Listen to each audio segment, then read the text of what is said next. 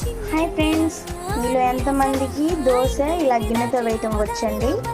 వాళ్ళు కామెంట్ సెక్షన్లో కామెంట్ చేయండి. ఇది అచ్చం మనం హోటల్ స్టైల్లో లాగే రౌండ్గా బాగా వస్తుంది. మీరు కూడా ఒకసారి ఇలా గిన్నెతో ట్రై చేసి చూడండి.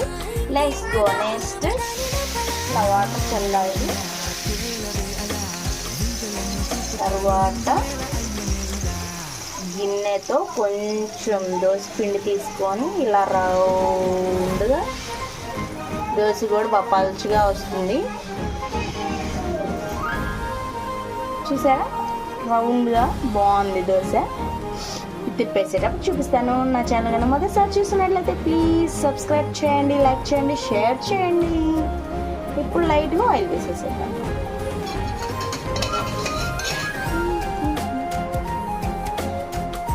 ఇలా ఆయిల్ వేసేసాం కదా, ఇంకొంచెం మనకి దోశ కాలాలి.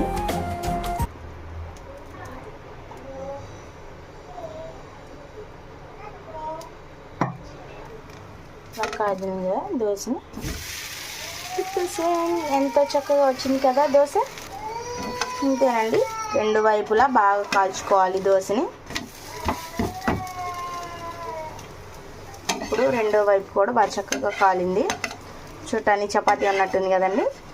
టేస్ట్ కూడా బాగుండిద్ది.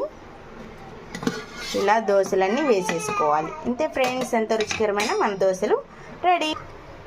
ఇంకొంచెం పిండి తీసుకోవాలి. దోశతో పోసేసి వేడి వేడి దోశ, అమ్మ చేసిన దోశ అని పిల్లలు పాట పాడుతున్నారు అక్కడ చక్కగా.